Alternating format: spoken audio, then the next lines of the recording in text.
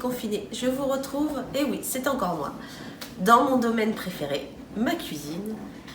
Donc avant d'aller plus loin, pour moi, c'est la dernière fois que je m'adresse à vous, avant les vacances. Donc je tenais à vous dire que j'étais ravie de faire ces moments avec vous, que j'ai fait subir à ma famille beaucoup de choses, que je les remercie tous, mes enfants, mon mari, pour tout leur travail avec moi. Et voilà. Donc j'ai décidé de refaire de la cuisine. Ma première vidéo, c'était de la cuisine et donc j'y reviens. Et là, j'ai changé. J'ai trouvé une petite recette sur une petite tablette dont je tairai le nom, sur le site 750 grammes et je vais vous faire des madeleines. Nous commençons par, alors attention que je ne fasse pas de bêtises, je vais d'abord faire fondre mon beurre. Donc il me faut 130 grammes de beurre. Hop, j'appuie un peu, parce que ça rentre. Hop, allez, je le fais fondre pour pas que moi. Ouais, une minute, on va dire que c'est bon. Après, alors, il me dit, ah c'est bloqué, non ça y est. Dans une terrine, battez les œufs. Donc il me faut 5 œufs de provenance de notre jardin. Oui, les poules sont dans le jardin. 5 œufs entiers. Hop. On essaie de ne pas mettre de coquilles.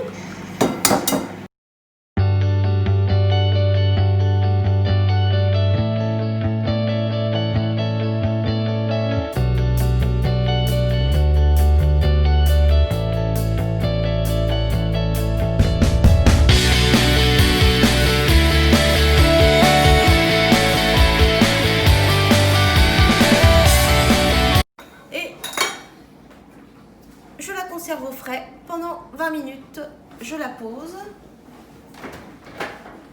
C'est chaud une place, oui. On se retrouve tout à l'heure. Voilà, ça fait, je sais plus combien de temps j'avais dit, 20 ou 30 minutes, enfin, entre deux, un peu de temps. Donc voilà, je sors ma pâte. On va voir quelle tête elle a.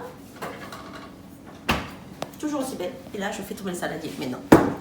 Donc voilà, je vais simplement en mettre une petite partie à côté. Hop, je vais tout dire. Oh, c'est beau là. C'est un drôle d'aspect.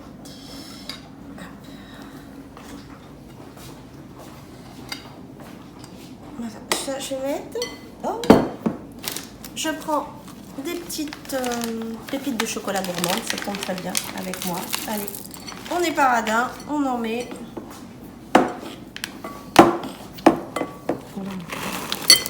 Allez, c'est bon le chocolat.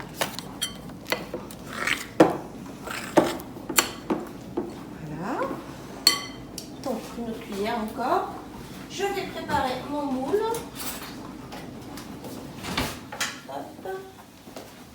J'avais mis mon four à préchauffer en attendant. Alors, toujours pareil, hein, vous demandez à un grand frère, pas un petit frère, mais un grand frère, une grande sœur, à vos parents, de pouvoir allumer le four si vous n'avez pas l'âge.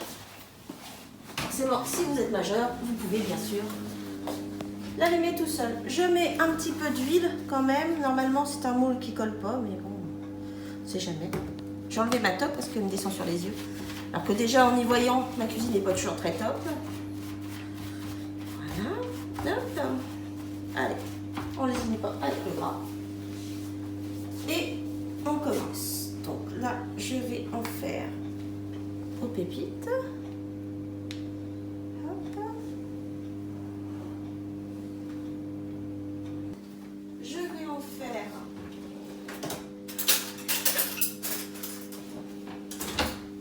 Des natures. Toujours pareil, hein, la moitié.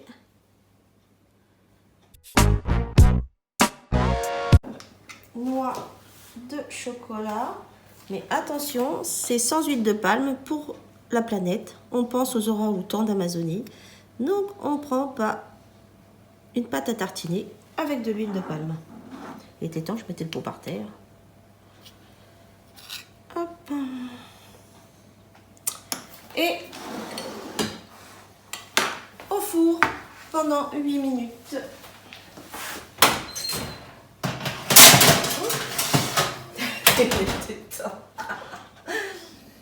Voilà, j'ai remis ma toque. Attention, c'est cuit. La première fournée est prête. regardez. Waouh! Je démoule sans tout brûler. Je mets dans mon petit plat Mickey, forcément. Hop. Là, ce sont les natures. Normalement, elles gonflent plus que ça. C'est marrant que ça n'ait pas gonflé plus. Petit souci de...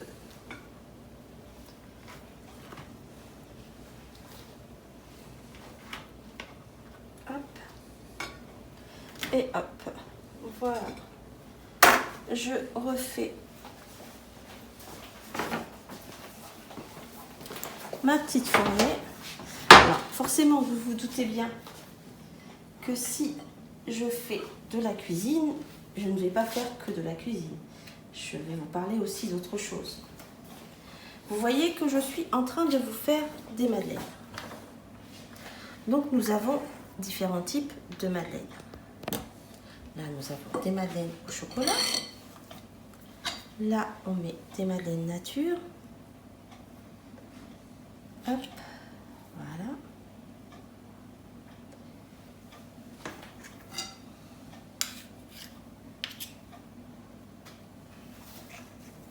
Et là, je vais faire des petites madeleines avec une petite pointe de pâte à tartiner pour que ça fasse comme des madeleines.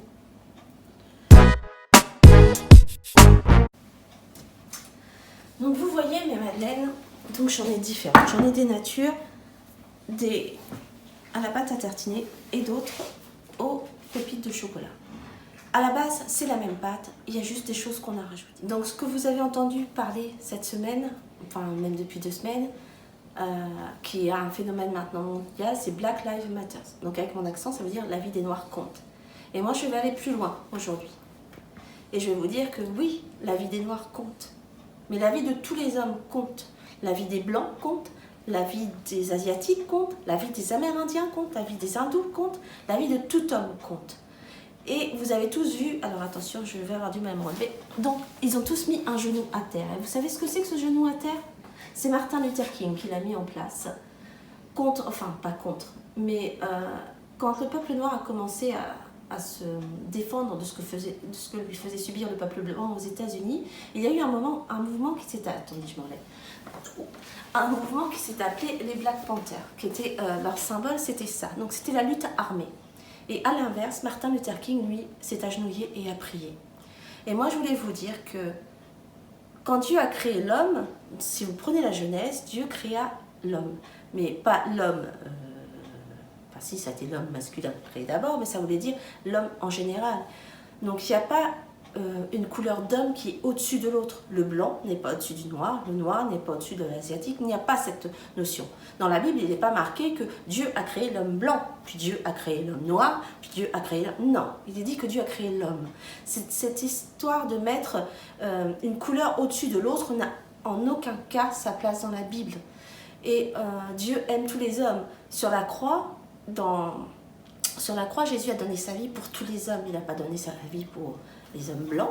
Il n'a pas d'abord donné sa vie une fois pour les hommes blancs, une fois pour les hommes noirs. Non, il a donné sa vie pour tous les hommes.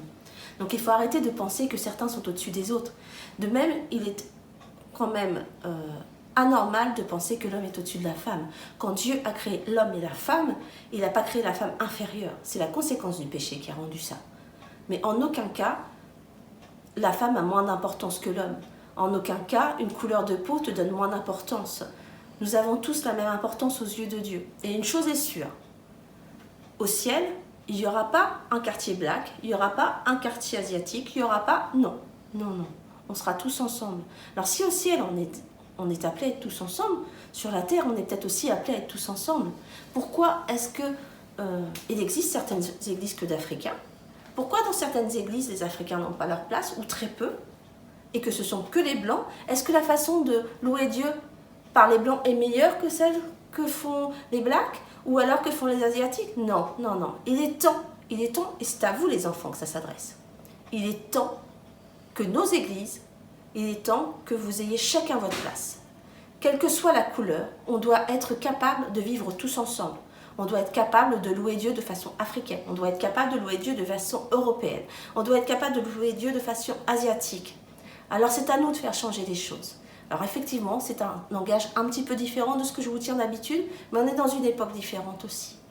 La vie de chaque individu compte. Jésus t'aime, quelle que soit ta couleur, quelle que soit ta culture. Et que tu sois un garçon ou une fille, en aucun cas, il ne faut pas que tu penses que tu as moins d'importance que les autres. Non. Cette histoire de différence, c'est pas quelque chose voulu par Dieu. Le fait de penser que quelqu'un est supérieur à l'autre, non. En aucun cas, ça n'a été voulu par Dieu et ça ne doit pas être accepté par nous qui aimons Dieu. Donc voilà, tu vois, nous avons des madeleines différentes. Nous sommes, je ne suis pas une madeleine. C'était vraiment une image de vous dire que sur une même pâte, une même base, il y a des choses différentes. Nous sommes tous différents de par notre couleur, de par notre culture, de par notre éducation. Mais apprenons à vivre tous ensemble et faisons de nos différences une force et non pas quelque chose qui nous sépare. Donc voilà, c'est sur ces mots un petit peu plus sérieux que d'habitude que je vais vous laisser. Ah mais non, il faudrait que je fasse goûter. Donc je vais appeler quelqu'un pour goûter. Bon alors Bastien n'est pas là, d'habitude c'est lui mon goûteur, mais bon, il n'est pas là donc je vais me rabattre sur quelqu'un d'autre. Hein. Guillaume. Oui. Viens. Regarde, j'ai fait de la pâtisserie. Qu'est-ce que t'as fait là? Donc j'ai fait différentes madeleines. Donc tu vois là, ce sont des natures, mais il y en a encore dans le four. Là, ce sont des pépites de chocolat. Et là, c'est à la pâte à tête à c'est quoi? Ce sont des madeleines. Des madeleines, Je d'accord. te la coupe parce que je sais que tu as des dents un peu. Non. Donc voilà, tu peux goûter pour me dire ce que tu en penses? Je suis obligé? Oui, bah oui. Ah. Non, attends, celle-là, je peux la mettre dans le bon sens. Hein. Voilà. C'est pour moi.